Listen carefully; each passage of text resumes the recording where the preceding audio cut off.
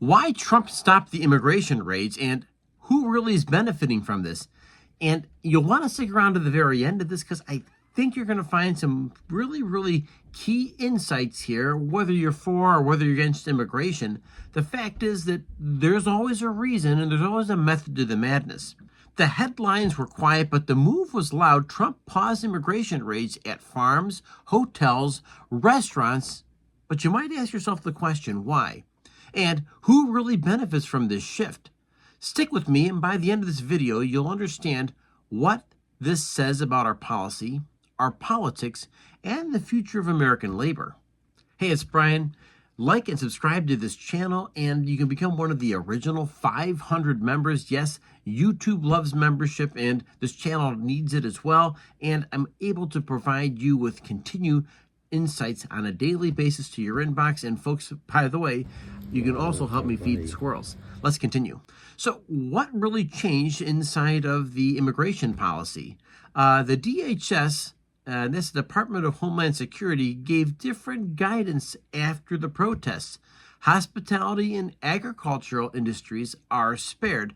Let's face it, folks, the fact is that most of our food, whether it's fruit or whether it's vegetables, are picked by the hands of immigrants.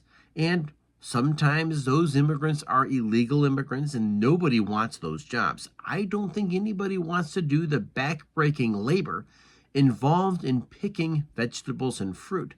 But for some people, it's a way to support their life. And as Americans, we truly benefit from the hands of immigrants, and sometimes illegal immigrants that are here on a temporary basis. So we don't want to do the things here that are going to throw those people out of our country if they have a very, very powerful, positive impact on our food chain. So like with most things, I would ask that our viewers follow the money, because when you follow the money, you usually get the real answer that you're looking for. The fact of the matter is, the people who are donating money to one political party over another has everything to do with who's calling the shots. The fact is that when donors are picking up the phone saying, hey, you're threatening our workforce, you're threatening our profitability, you're threatening your donations, well, people tend to understand right from wrong, because right from wrong is oftentimes connected to who has the money. The bottom line is the hospitality industry has pushed back, the farming industry has pushed back, and the silent money from the lobby is the one who's winning this game right here, right now. And of course, when they win, our food supply is uninterrupted, and we win as well. So what Main Street should watch, and what we all need to pay closer attention to, is who's affected when it comes down to some of these migrant sweeps. We need to go after the bad guys, the people who are a net negative to this country. Immigrants, hospitality workers probably don't fit into that category. Most of these are hardworking people who are doing their best to try to survive, earn a few dollars, and keep their families out of poverty. And once again, nobody wants those jobs. You don't, and I don't.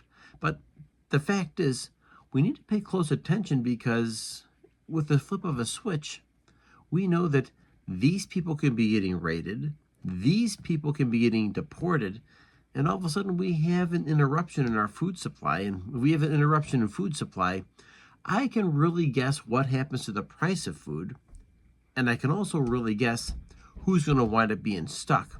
It'll be Main Street. So folks, I want to make sure that we're really thinking this one through.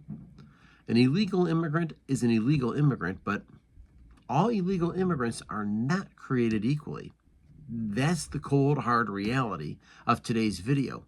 And the fact is that if somebody's here working, they're doing what they can to support their family, themselves, and there's a net positive effect, we need to take that into consideration.